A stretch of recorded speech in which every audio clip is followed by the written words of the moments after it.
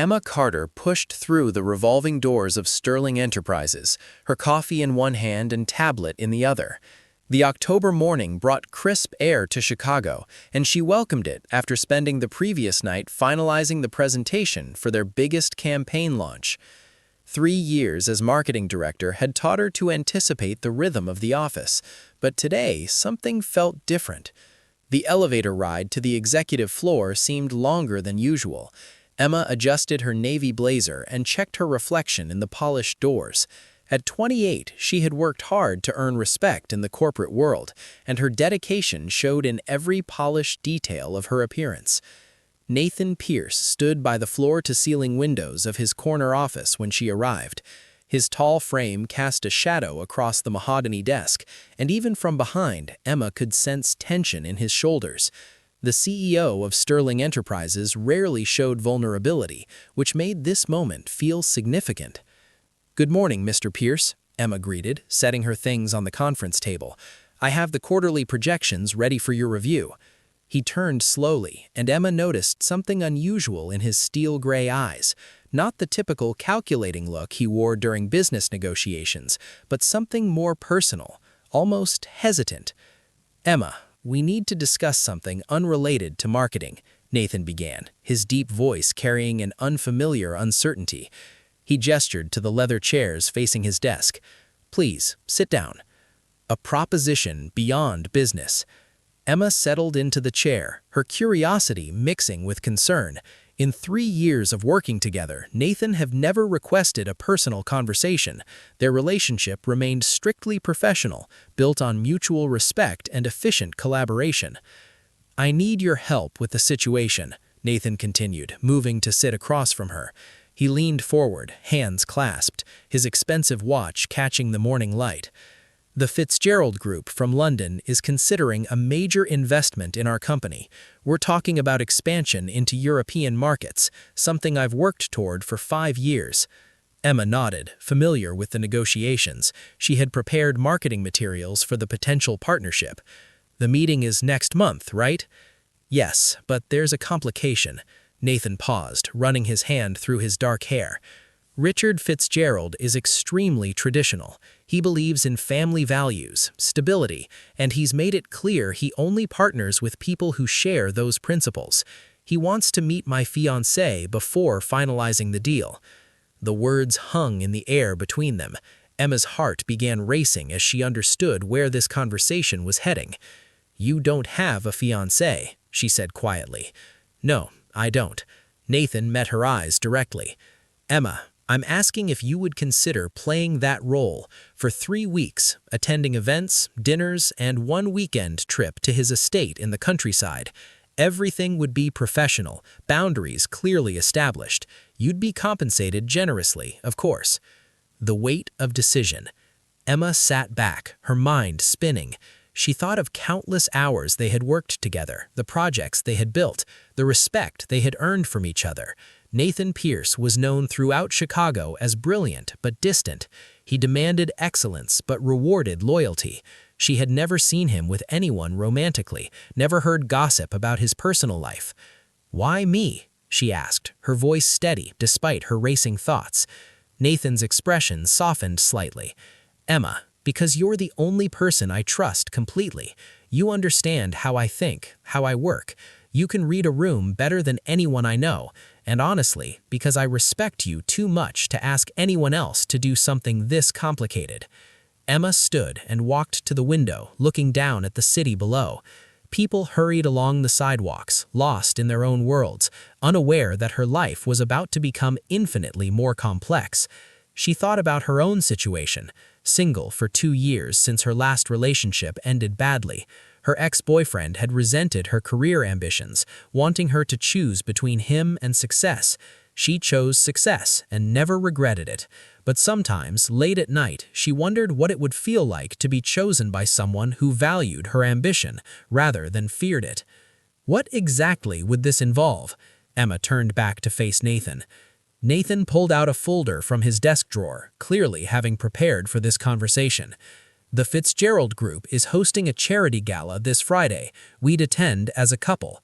The following week, there's a business dinner where spouses are expected, then the weekend at his estate in the countryside, which includes both business discussions and social activities.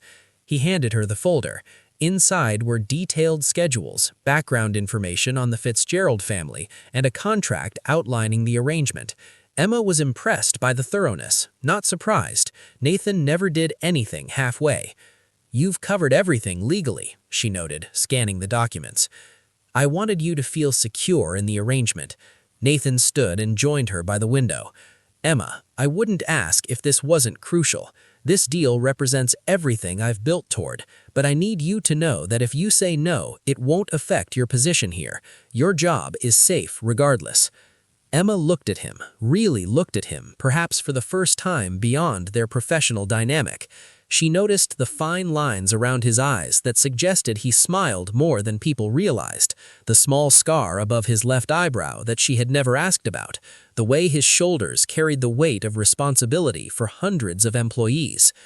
"If we do this, we need rules," Emma said, surprising herself with her decision. "Clear boundaries, honest communication, and the understanding that this is temporary." Something flashed in Nathan's eyes. Relief, certainly, but also something else she couldn't quite identify. "Agreed." He extended his hand. "Partners?" Emma shook his hand, feeling the warmth and strength in his grip. Partners. Neither of them realized that the simple handshake had just set in motion a chain of events that would challenge everything they thought they knew about professionalism, boundaries, and the thin line between pretending and feeling. The first step. Over the next 3 days, Emma and Nathan met after work hours to prepare their story. They decided they had fallen for each other gradually over the past year, keeping their relationship private to maintain professionalism. The engagement happened during a company retreat in Colorado, a romantic moment under the stars that Nathan orchestrated after realizing he couldn't imagine his future without her. Emma recited these fabricated details. She noticed how easily the lies came when woven with threads of truth. They had been to Colorado for a retreat. She did admire his dedication, and sometimes, when working late together, she had wondered what it might be like if the boundaries between them dissolved. Friday arrived faster than expected. Emma stood in her apartment, staring at the emerald dress she had chosen for the gala. It was elegant, sophisticated, and different from anything she typically wore. Tonight, she wouldn't be Emma Carter, marketing director. She would be Emma Carter, the woman who had captured the heart of Chicago's most eligible bachelor. Her phone buzzed with a text from Nathan. "Car arriving at 7. Are you ready for this?"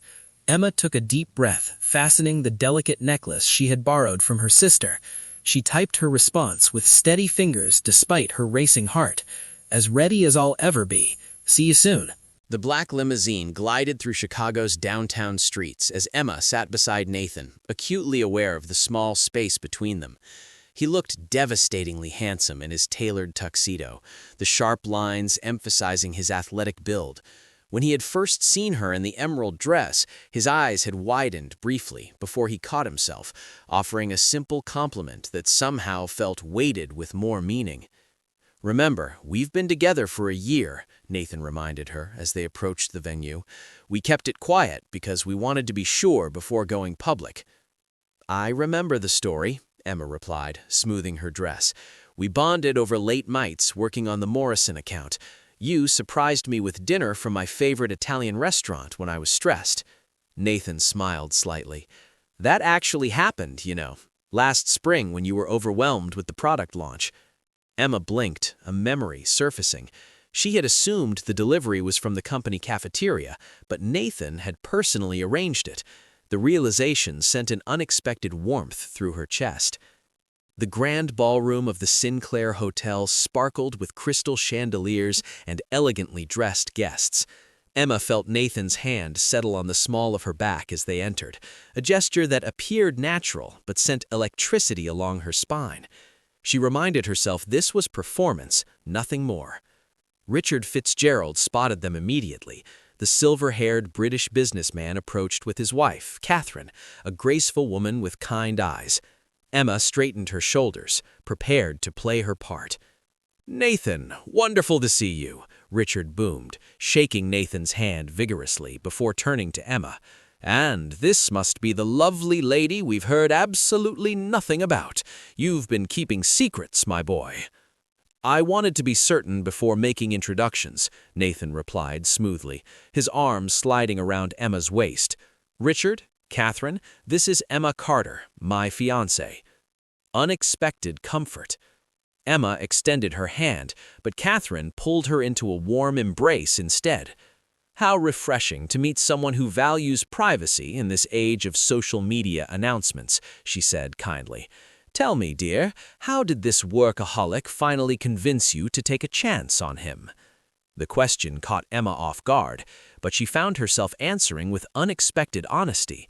"He showed me that ambition and kindness aren't mutually exclusive, that success doesn't require sacrificing humanity."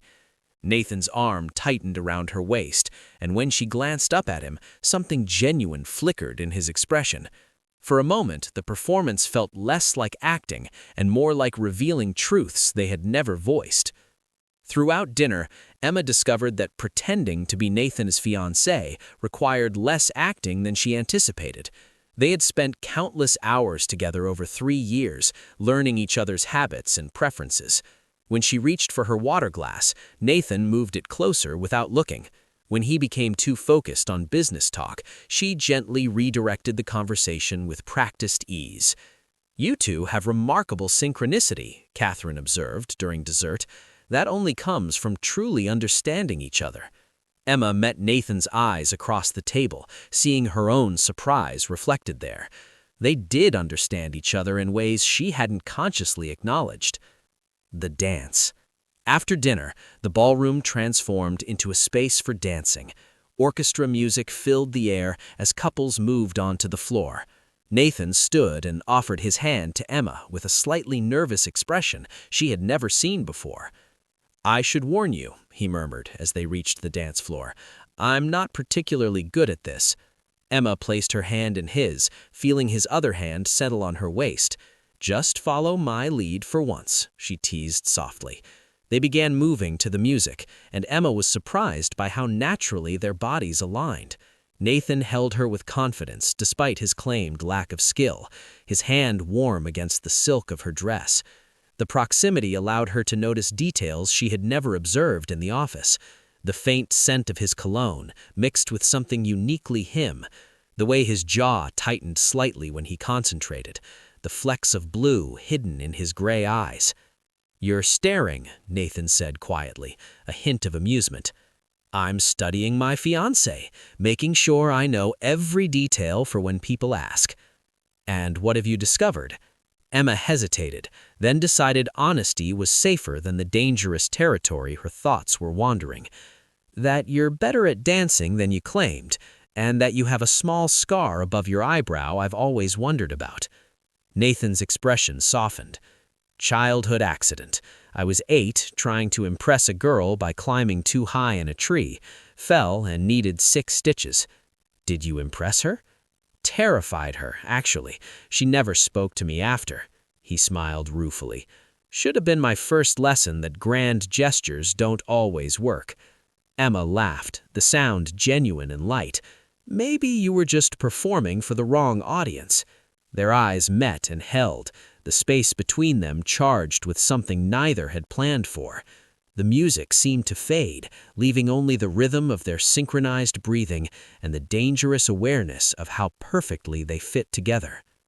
Vulnerability after midnight. The gala ended near midnight. In the limousine ride back, Emma kicked off her heels with a sigh of relief, and Nathan loosened his bow tie. The formal performance had ended, leaving them in the intimate darkness of the car. "You were incredible tonight," Nathan said quietly. "Catherine was completely charmed. Richard kept telling me how lucky I am." "It's easier to play a role when parts of it are true," Emma admitted before she could stop herself. "What do you mean?" Nathan turned to look at her. Emma knew she should deflect, maintain professional distance, but exhaustion and champagne had loosened her usual caution. "I do admire your work ethic. I have learned from watching you lead, and you did bring me dinner that night last spring." Small kindnesses I notice even when you think nobody's watching." The silence stretched between them, heavy with unspoken implications. Finally, Nathan spoke, his voice lower than usual. "Emma, I notice things too.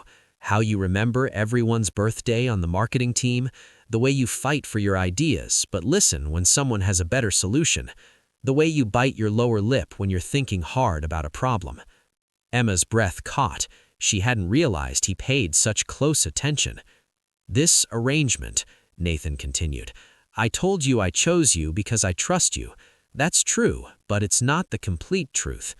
"What's the complete truth?" Emma's heart hammered against her ribs. Held her gaze in the dim light. "That I've spent 3 years maintaining professional distance from the one person in my life who challenges me, understands me, and makes me want to be better than I am. And I thought pretending to be with you would be easier than admitting I've wondered what it would be like if it wasn't pretend." The weekend at Riverside Manor. The confession hung between them through the weekend. They didn't discuss it directly, but Emma felt the shift in every interaction. The following Friday, they drove to Richard Fitzgerald's estate in the countryside, a sprawling manor beside a river that reflected the autumn colors. Their guest cottage was charming, with exposed beams and a stone fireplace, and, predictably, one bed. "I can sleep on the couch," Nathan offered immediately, gesturing to the small sofa that clearly wouldn't accommodate his height. Emma shook her head. "We're supposed to be engaged. Separate sleeping arrangements would be suspicious if staff notices. We're adults. We can share a bed professionally." The irony of the statement was not lost on them both. That evening's dinner party tested their act further. Richard's daughter, Victoria, seemed particularly interested in their relationship story, asking detailed questions about their first kiss, their engagement, their future plans. "Tell me," Victoria pressed over wine, "what moment made you realize you were in love?" Emma froze, unprepared for such a direct question, but Nathan's hand found hers under the table, his thumb brushing her knuckles, in a gesture that felt both comforting and intimate. "There wasn't one moment," Nathan said, his eyes on Emma. "It was accumulation, watching her handle a crisis with grace when others panicked, hearing her laugh at something genuinely funny instead of politely laughing, the way she sees potential in people others overlook. One day I realized she wasn't just my colleague, she was the person I most wanted to talk to at the end of every day." Emma's eyes stared at him, her chest tight with emotion. The words felt too real, too honest, too dangerous for their pretend arrangement. Truth in the darkness. Later that night, lying in the darkness with careful space between them, Emma couldn't sleep. She could hear Nathan's breathing, steady but not the deep rhythm of sleep. "Nathan," she whispered, "I'm awake. What you said at dinner about realizing I was the person you wanted to talk to, was that part of the performance?" The silence stretched so long she thought he wouldn't answer. Then she felt him shift, turning towards her in the darkness. "No," he said simply. Emma's heart raced. "Then what are we doing? This was supposed to be simple, a business arrangement." "I know." His voice carried a weight of conflict. "Emma, I'm your boss. The power dynamic alone makes this complicated. And this started as me asking you to pretend, which isn't exactly the foundation for something real." "But," Emma prompted, sensing his hesitation. "But somewhere between the gala and tonight, I stopped pretending, and I think maybe you did too." Emma knew she should deflect, maintain professional distance, but instead admitted that Sunlight streamed through the cottage windows, painting golden patterns across the hardwood floor. Emma woke to find herself curled against Nathan's chest, his arm draped protectively around her waist. Sometime during the night, the careful distance between them had dissolved completely. She should move away, re-establish boundaries, pretend the confession in the darkness hadn't happened. Instead, she allowed herself this moment of honesty, listening to the steady rhythm of his heartbeat beneath her ear. Nathan stirred, his arm tightening briefly before he became fully aware. Emma felt him tense as reality returned. "Good morning," she said softly, lifting her head to meet his eyes. Morning. His voice was rough with sleep, vulnerable in a way she had never heard. Emma, about last night, what I said. Don't take it back, she interrupted gently. Please don't tell me you didn't mean it just because mourning makes it complicated. Nathan's hand moved to cup her face, his thumb tracing her cheekbone with devastating tenderness. I meant every word, but that's exactly what makes this so complicated. You work for me. This started with me asking you to fake a relationship. How do we navigate that ethically? Emma sat up, pulling the blanket around her shoulders. The autumn morning carried a chill that matched the reality settling over them. You're right, the power dynamic is problematic. If we pursue this and it doesn't work, my career could suffer regardless of your intentions. I would never let that happen, Nathan said fiercely, sitting up beside her. You couldn't control it. Office gossip, assumptions about favoritism, questions about every promotion or project I receive. Emma ran her fingers through her tangled hair. And what about Richard Fitzgerald? If we stop pretending now, the deal falls apart. Nathan stood and walked to the window, his shoulders tense. I won't ask you to continue pretending if it's causing you conflict. The business deal isn't worth your discomfort. Emma watched him, seeing the man beneath the CEO facade, the one who brought her dinner when she was stressed, who remembered everyone's names and personal details, who carried the weight of hundreds of employees' livelihoods on his shoulders while maintaining principled leadership. What if we see this through? She proposed carefully. Complete the 3 weeks as agreed. That gives us time to think clearly without the pressure of immediate decisions, and it gives Richard the stability he needs to finalize the partnership. Nathan turned to face her. And after, when the 3 weeks end? We decide then, with clear heads and honest intentions. If there's something real between us, it will survive 3 weeks of patience. The investors' dinner. The final evening at Riverside Manor brought the crucial business dinner where Richard would announce his decision on the partnership. Emma sat carefully in a sapphire dress that Nathan had quietly purchased for her, claiming it matched her eyes. The gesture felt more personal than any part of their arrangement. The dining room glowed with candlelight as 12 guests gathered around the mahogany table. Emma sat beside Nathan, aware of every point where their bodies touched. His hand found hers beneath the table as Richard stood to make a toast. Business partnerships are built on trust, Richard began, his voice carrying authority earned over decades. I've spent this weekend observing not just Nathan's business acumen, which is considerable, but his character.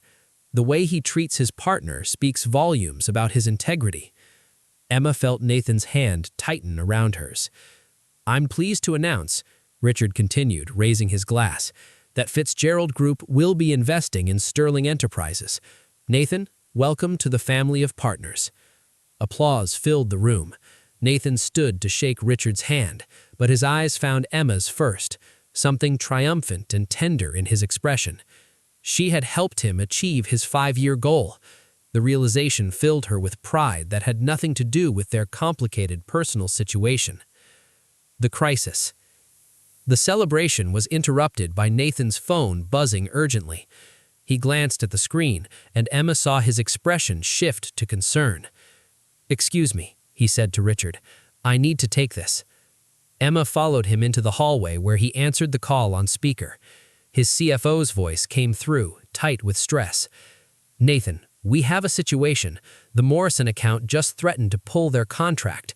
Their new CEO found some old social media posts from 5 years ago when you criticized their previous leadership's environmental practices. He's calling you a hypocrite for wanting their business now. Nathan's jaw clenched. Emma knew the Morrison account represented significant revenue and dozens of jobs. She also knew those posts had been written when Nathan was younger and more impulsive, before he learned that principled criticism required nuance. I'll handle it, Nathan said. Set up a call for first thing Monday. There's more, the CFO continued. Some business blog picked up the story. They're questioning your integrity and suggesting your engagement announcement is a PR move to soften your image. Emma felt Nathan's entire body go rigid beside her. The blog's speculation hit too close to the truth of their arrangement, even if the reasoning was wrong. After ending the call, Nathan leaned against the wall, exhaustion evident in every line of his body. I should have known those old posts would resurface eventually. I was angry about their environmental record, and I spoke without thinking about consequences. You were standing for your values, Emma said firmly. That's not something to regret. Maybe not, but timing is terrible. The Fitzgerald deal is signed, but if Morrison pulls out and this story grows, it could damage everything we've built. Emma's mind raced through possibilities. 3 years of crisis management taught her to think strategically under pressure. What if you don't just apologize? What if you own the evolution? Write a piece about how leaders must grow, learn, and recognize when criticism should be constructive rather than destructive. Nathan looked at her with something like wonder. Turn the controversy into a conversation about growth and accountability. Exactly, and reach out to Morrison's CEO directly, not through lawyers or PR teams, person to person. Acknowledge your past mistakes and show him the leader you've become. Honest confessions. They worked together through the night, drafting Nathan's response while the manor slept around them. Emma made coffee while Nathan wrote, offering edits and perspective when he became too close to the problem. It felt like their best collaborative work, stripped of pretense and performance. As dawn approached, Nathan saved the final draft and turned to Emma. Exhaustion shadowed his eyes, but something else burned there too. Determination mixed with vulnerability. I need to tell you something, he said, taking both her hands in his. Something I should have said before asking you to pretend to be my fiancée. Emma's heart hammered. What is it? I chose you for this arrangement because I trusted you, yes, but also because I was a coward. I've had feelings for you for over a year, Emma. Real feelings that terrified me, because acting on them meant risking our professional relationship and possibly your career. So I convinced myself this fake arrangement was about business, when part of me hoped it would give me permission to feel what I'd been denying. The confession hung between them, raw and honest. That's not fair to you, Nathan continued. You agreed to a business arrangement, and I had ulterior motives. If you want to end this now, I understand. I'll handle the Morrison situation alone, and we can return to Chicago as colleagues, nothing more. Emma pulled one hand free and pressed it against his chest, feeling his heart racing beneath her palm. Do you know what I realized tonight? Watching you handle this crisis with integrity, even when you're exhausted? You're not the same man who wrote those angry posts 5 years ago. You've grown into someone who considers consequences, who protects his employees, who builds rather than tears down. Emma, let me finish, she interrupted gently. I agreed to this arrangement because I trusted you professionally, but somewhere between the gala and tonight, I discovered I trust you personally too.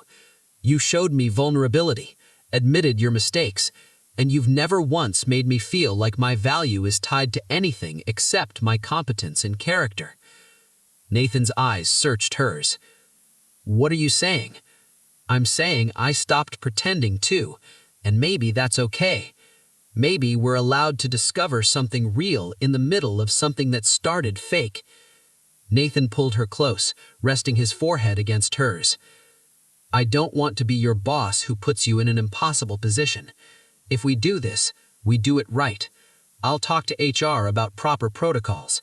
I'll make sure everyone knows your promotions and projects are based on merit. And if anyone suggests otherwise, I'll address it immediately. And if it doesn't work between us? Emma asked, voicing the fear neither wanted to acknowledge. Then we handle it like adults, with respect and professionalism. But Emma, I have to believe it will work, because I've spent a year watching you be brilliant and another 3 weeks falling completely in love with you. The words sent warmth flooding through Emma's entire body. You love me? Terrifyingly so, Nathan smiled, that rare, genuine smile that transformed his entire face. I love how you fight for your ideas, how you remember small details about people, the way you bite your lip when you're thinking, how you make me want to be the leader my employees deserve. I love you, Emma Carter, not as my marketing director, as the woman who somehow became essential to every part of my life." Tears pricked Emma's eyes.